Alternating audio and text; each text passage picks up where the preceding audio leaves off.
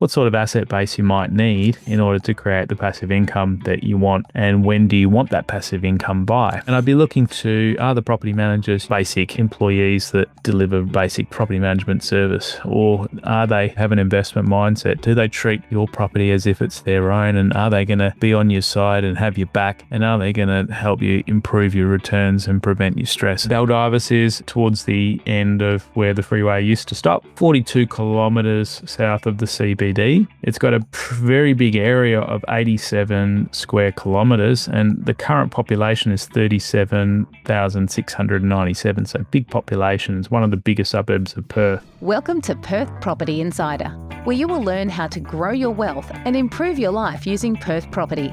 Our show is brought to you by Investors Edge Real Estate, the highly rated and award-winning property management, sales and buyers agency servicing the whole of Perth.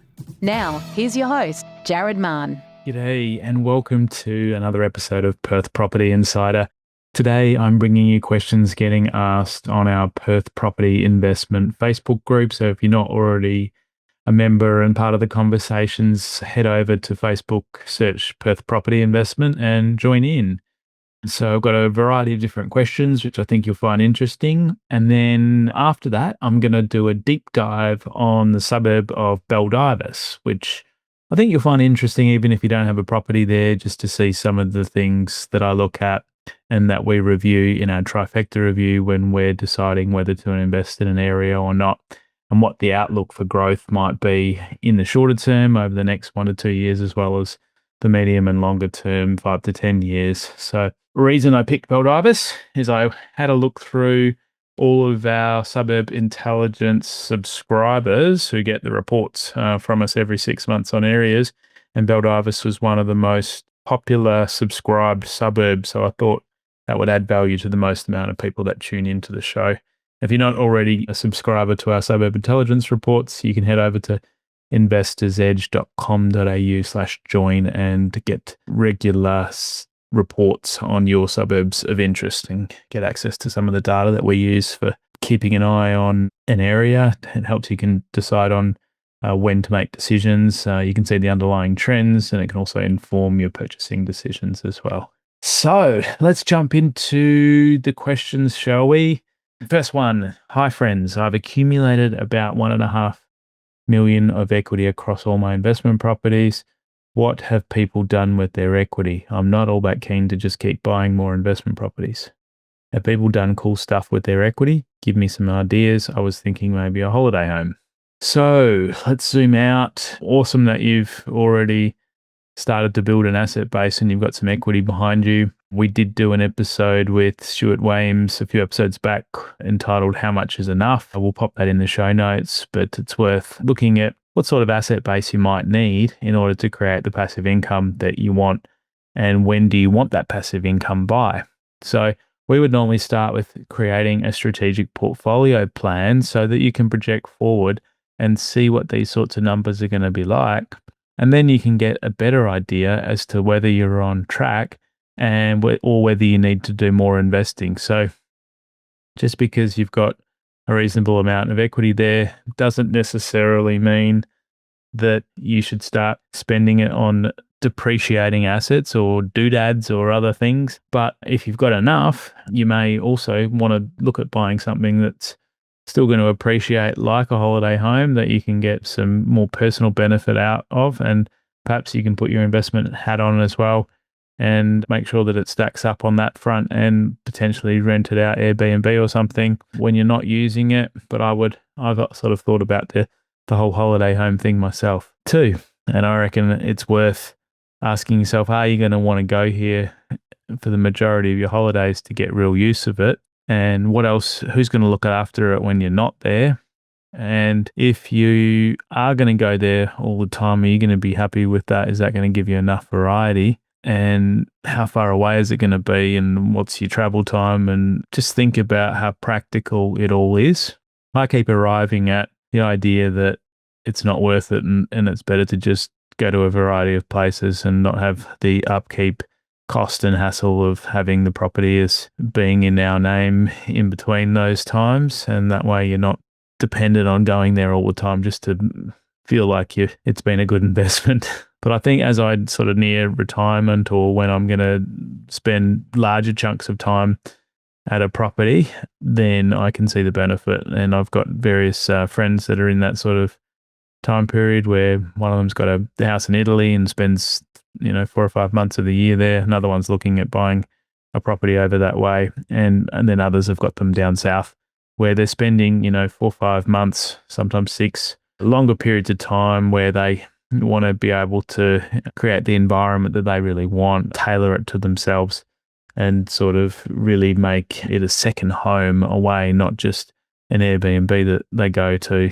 3 or 4 weeks of the year. So it's probably not worth it in the second scenario. But if you're going to be down there and making more use of it, then I think it's a greater reason to look at it. The other sort of thing here is that you need to think about it, whenever you use equity, you've got an interest cost that you have to pay on that and service that.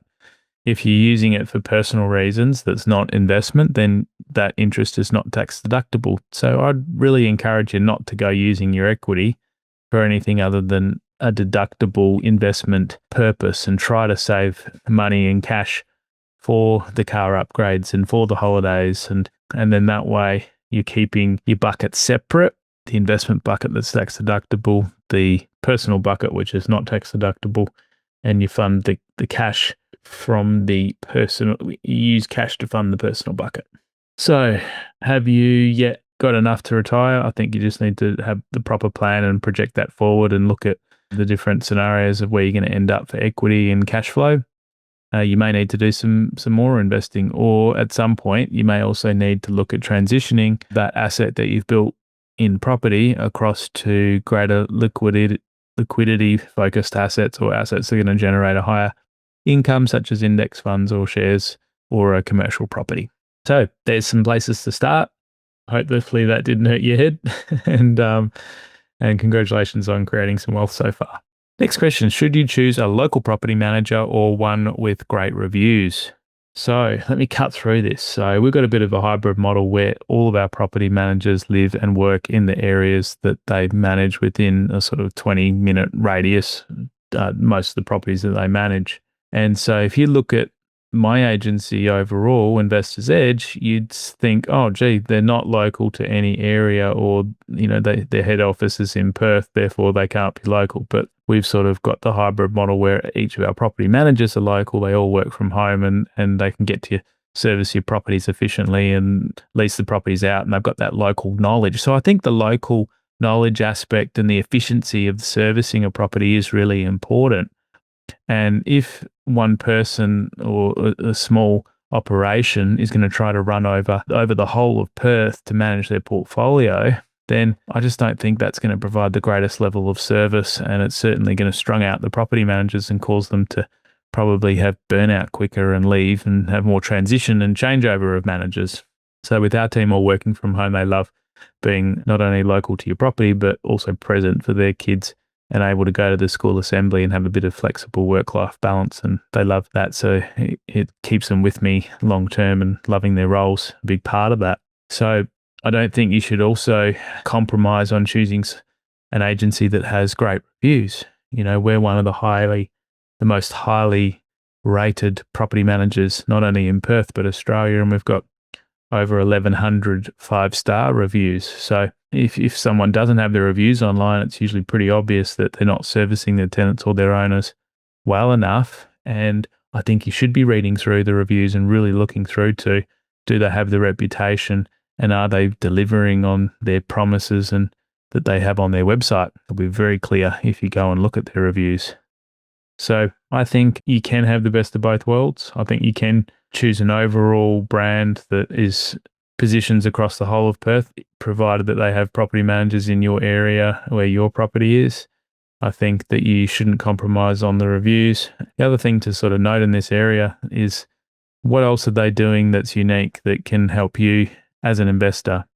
So because we've got the holistic end-to-end service, we're helping with strategy, with buyer's agency, with your strategic plan, with your buying a high-performing property, and then we're strategically selling on the back end if you ever need to get out of your property. So again, I'd be looking at those other services that you can tap into, and can they help you with your overall journey? And I'd be looking through to, are the property managers just sort of basic employees that deliver really basic property management service? Or do they have an investment mindset? Do they treat your property as if it's their own? And are they going to be on your side and have your back? And are they going to help you improve your returns and prevent your stress? And that's what my team do. And I'm so proud of the work that they do for our clients. And ultimately, the reviews online will speak for themselves. So check those out. Now, next question. Need some advice. Wife and I are considering looking at a final home, maybe at the $3 million mark. We have multiple investment properties that we would like to pull equity out of to contribute to the purchase of this principal place of residence. We've never previously pulled out any equity out of any investment properties. Has anyone done this successfully? How did it go and what challenges do you have? Obviously, we'd like minimal loan on the principal place of residence, maximizing loans across all investment properties. So I wanted to have this question because it ties into the first question that I just answered around use of equity. While it'd be great to borrow against the investment properties and put that money against the home and have less of a home loan debt potentially, or you could use that towards the deposit of the new home.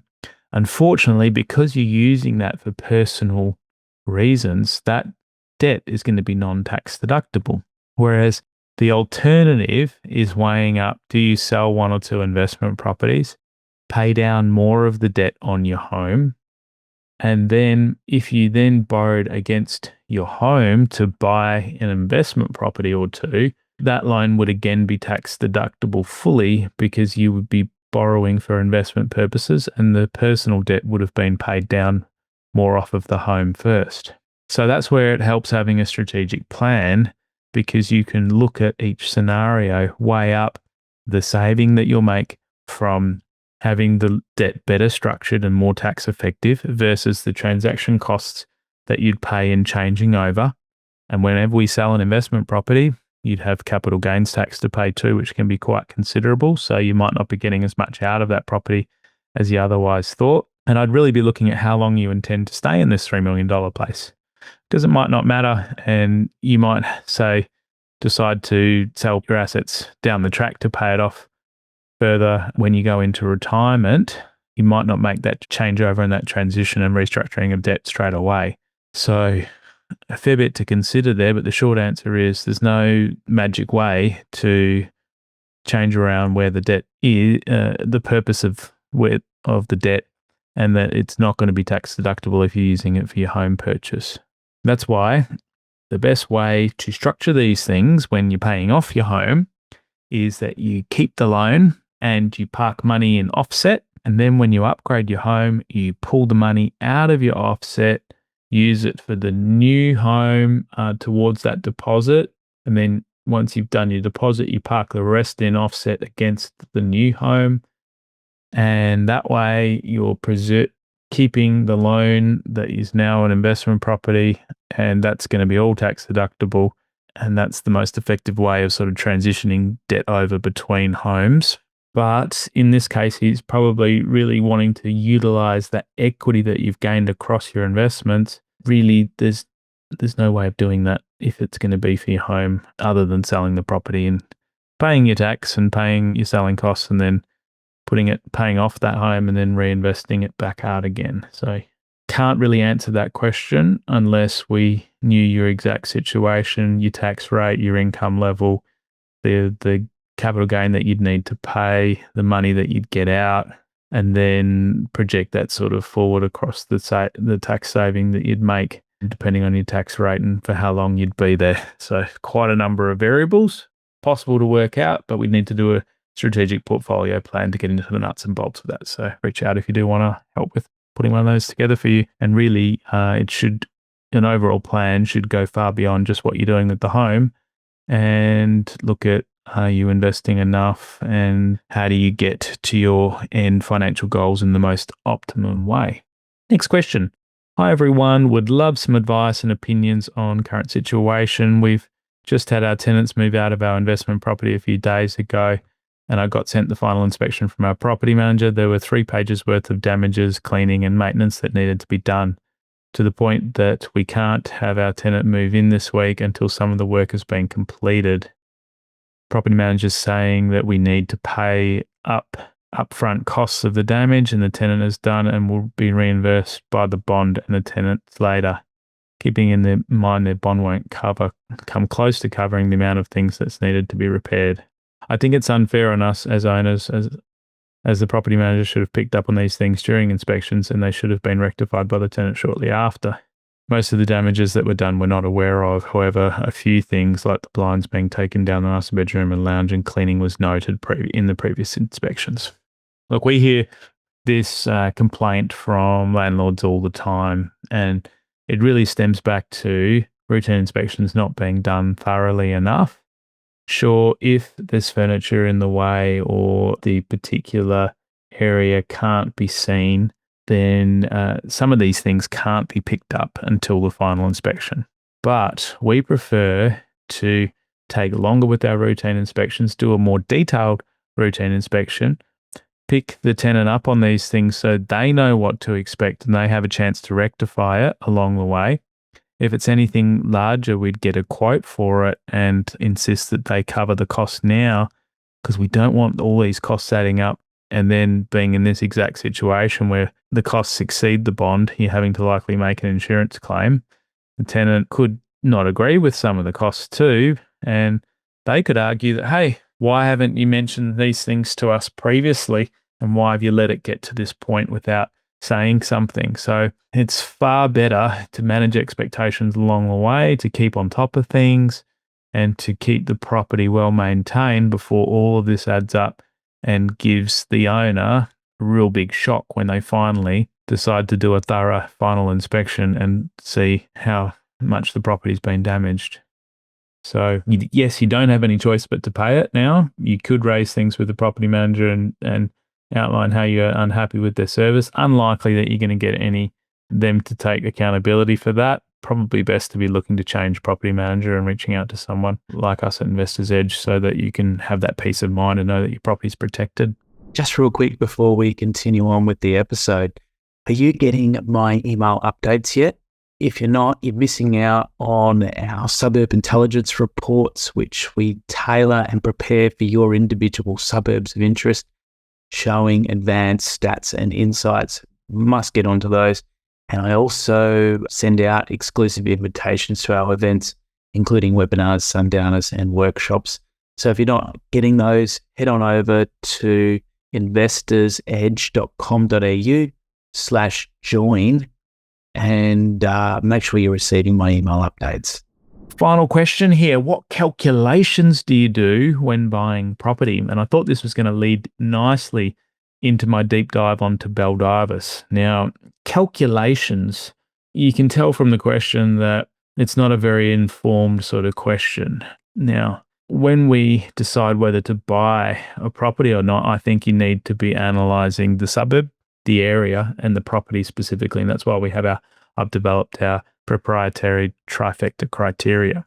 I'm going to be going through some of those factors when I review Baldivis in a minute to give you an idea of the things that we look at. But when we're calculating, whether to buy a property or not, some of the things that you might look at is what's the before tax cash flow going to be like on the property? So you'd look at what's the rent, what's the interest costs, what's all the outgoings, what's the likely maintenance going to be on it, what's your cash flow position going to be on the property? It's a really good one to know. But you can do some basic back envelope things just by knowing really the loan interest costs, the expenses, and then allow for your council rates, water rates, and amount for maintenance. And they're probably the big things that are going to come into it. So other things to sort of work out, what calculations do you do when buying property? Well, when you create an overall strategic plan, you'd be projecting forward and putting in there an allowance for growth in both the rental price and an allowance for growth in the equity and overall value of the property. So that's going to very much depend on how has the property performed historically and what's the potential for growth in the future that you're buying into, the area that you're buying into, and you'd be looking at 1 year sort of growth predictions as well as medium to long-term fundamentals to see what's its prospects for growth and its growth potential over the long run. So it's not a simple calculation, if you will, but it's more aligning all these factors to have the best chance of buying a high-performing property, and that's what we do at Investors Edge. So hopefully that goes a bit of the way to answering that it's not a simple calculation to work out if it's worth buying it or not, but it can be fairly simple if you're just wanting to know the cash flow on the property and how much you're going to have to contribute or how much it's going to put in your pocket.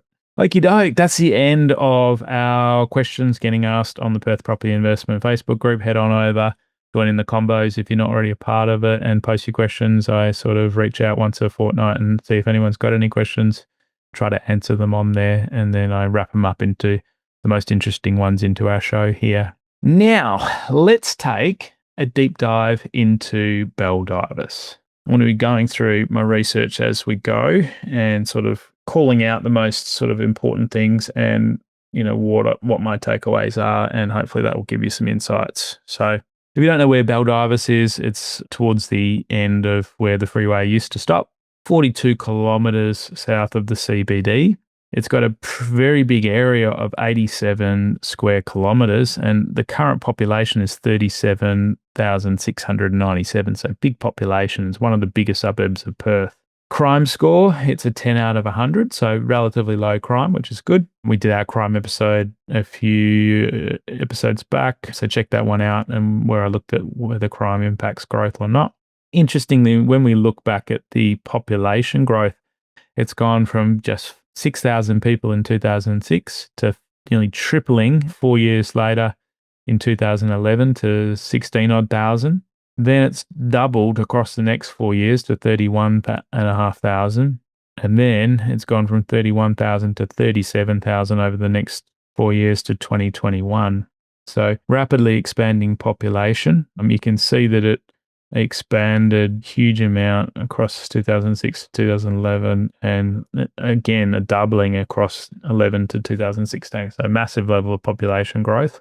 That tells me that there's been an ongoing supply of housing that's continued to come on. And when we look at the total dwellings, we can see that that's confirmed because it's gone from 2,000 dwellings to 5,800 to 11,000 to 13,660 dwellings, where the average number of people per household has stayed relatively the same at 3. So when we look a bit deeper, we can see that the top 3 occupations are technicians and trade workers. So fairly blue collar is the number one type of resident there. And then we've got professionals with 15% of the population. Technicians and trades were 19%. And then we've got community and personal service workers, which were 14%. So interesting that we can see it's more of a blue collar suburb, a lot of newer housing there. So that's what makes it attractive. We've got a lot of infrastructure in there with a big shopping centre and lots of schools. I think there's like 6 or so schools around the area. So overall, a fairly desirable place on the surface to live. When we look at the recent growth that the suburb's been having, in 3 months, it's only done 0.7%. So it's really flatlined in the last 3 months. The 12-month change was 15%. And the 36-month change was 58%. So pretty decent uplift over the last 3 years. But the story, which you need to go a bit further back for, is that the suburb did go down the toilet across 2016 to 19 with a significant oversupply of housing.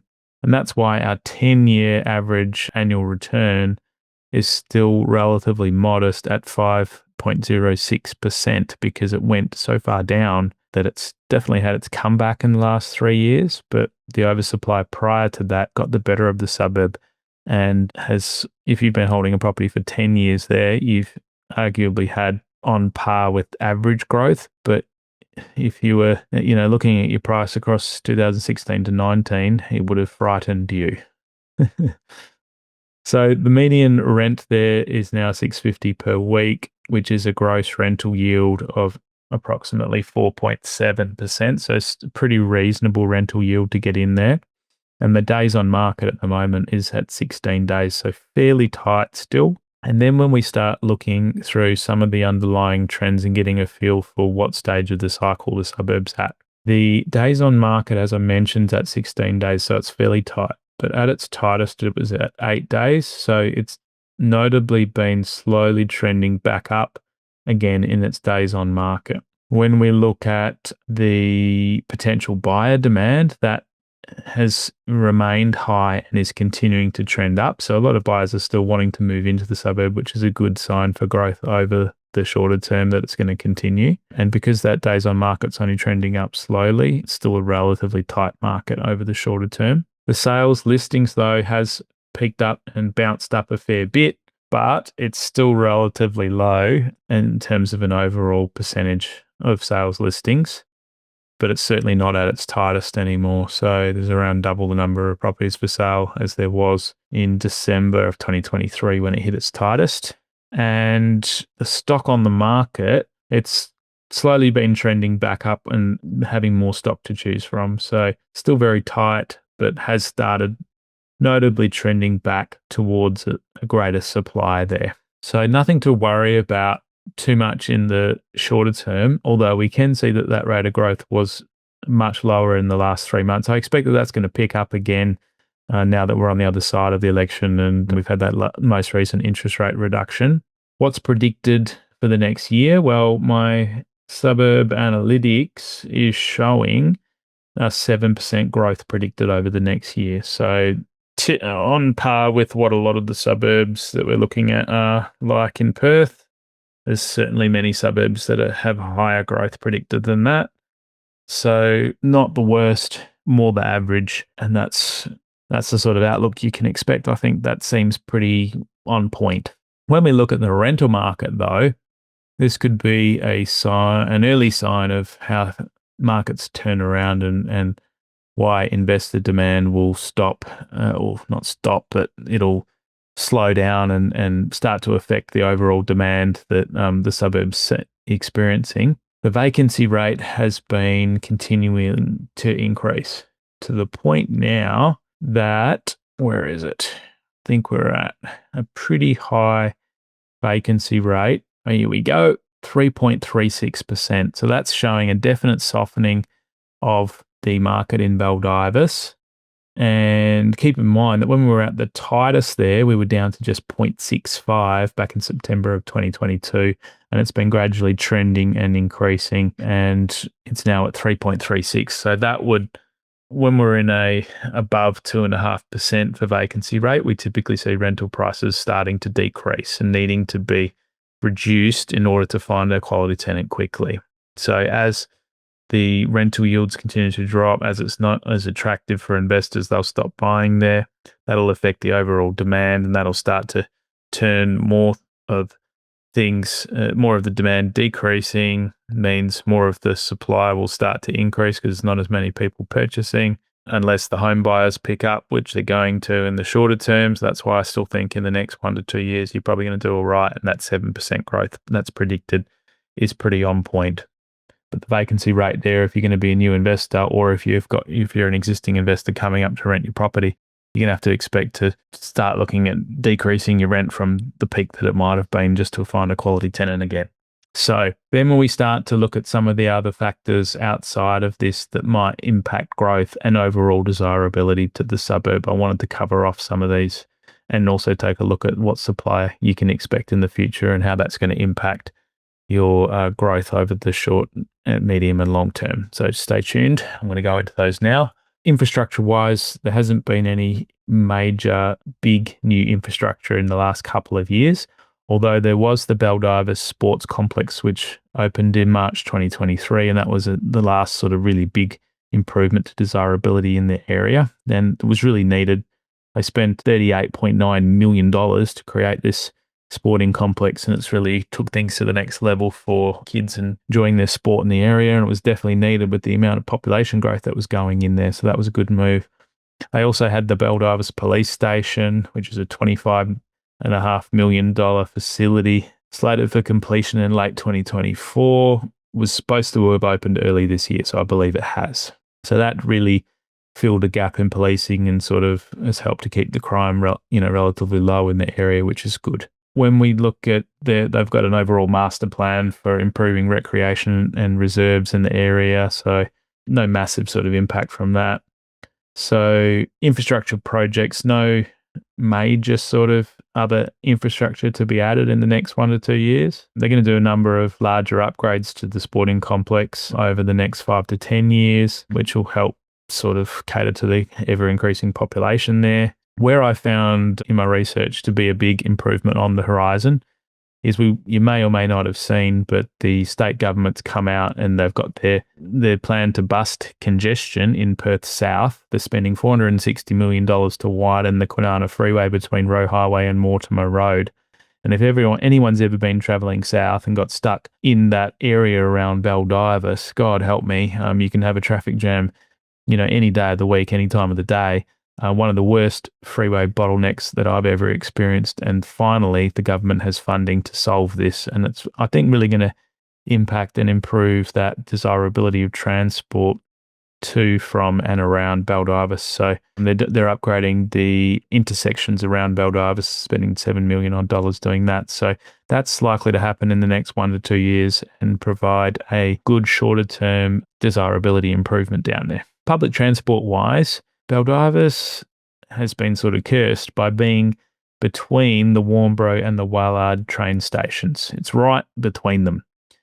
So commuters have to take a 15 to 20 minute bus ride trip to reach the train if they're going to catch a bus from the town centres of Baldivis. So there is a plan for Metronet over the longer term of 5 to 10 years they're proposing a train station at Carnup, just south of Baldivis, so that if the state government has committed to pursuing funding for it and planning is underway, so that's really going to be needed to cater to the ever-increasing population. And population growth-wise, I saw one figure that they're expecting 50,000 people, the population to keep increasing to. So there's a lot of extra land there to be released, and I'll go into that right now. So the current land supply dynamics in the short term is that Baldivis has definitely benefited from the overall housing shortage across Perth, and the supply hasn't been able to keep up with demand, and so prices have pushed up there as well. Despite many, many new builds going into there, the demand has exceeded supply, and so that's been good for the people that have got properties in there over the last sort of 3 to 4 years. When we look at we've got to look back at the lessons that come from history, though, because there was a really large oversupply, and in the aftermath of our mining construction boom, it definitely saw places like Baldivis in particular really go soft and struggle where the demand didn't keep up with supply, and other places like Allenbrook and Byford were hit hard like this too. So you've just got to be careful when there is much more land to be released around the suburb, as we can see from the aerial.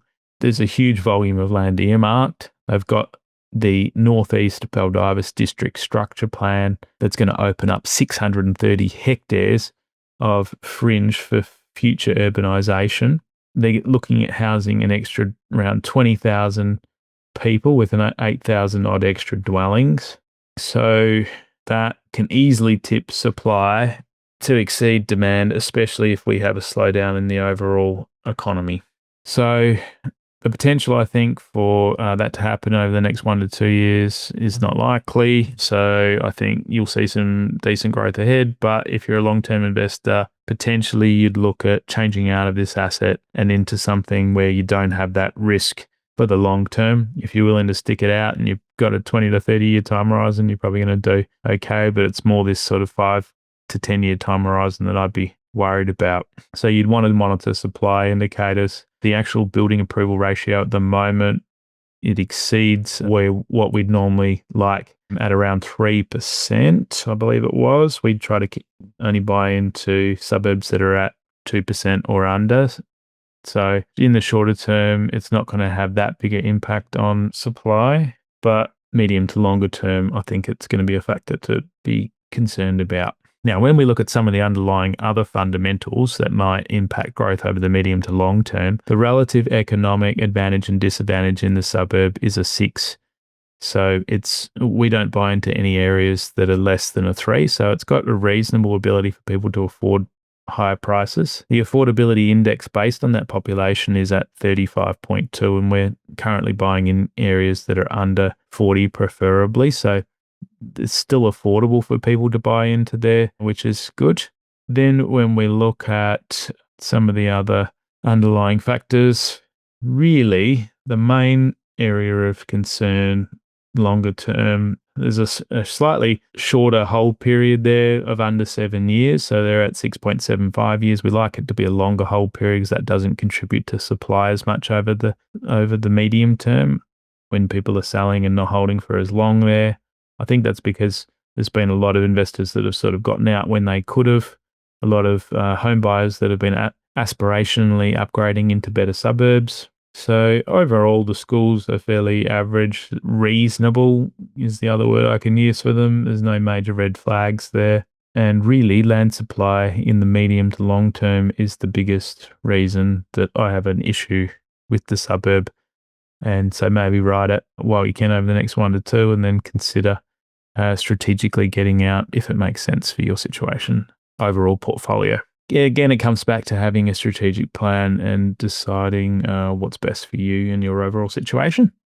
So hopefully that has given you some insights into things that we look at. For our listeners in Baldivis, hopefully that's given you some insights.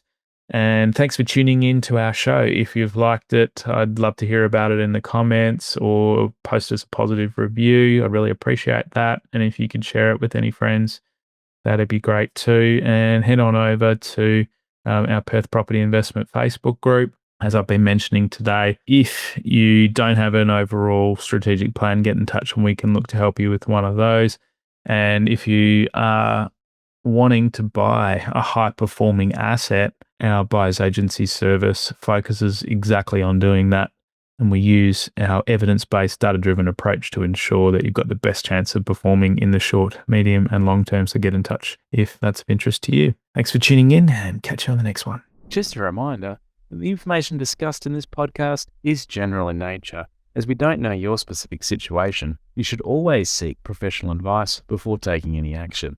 For free market reports on your suburbs of interest and other helpful resources to grow your wealth, make sure you join my property investor update at investorsedge.com.au/join. And finally, make sure you're a member of our Perth Property Investment Facebook group to be part of the conversation with other like-minded investors, get help to your questions, and get a feel for what's going on out there in the market. I'll see you in the group.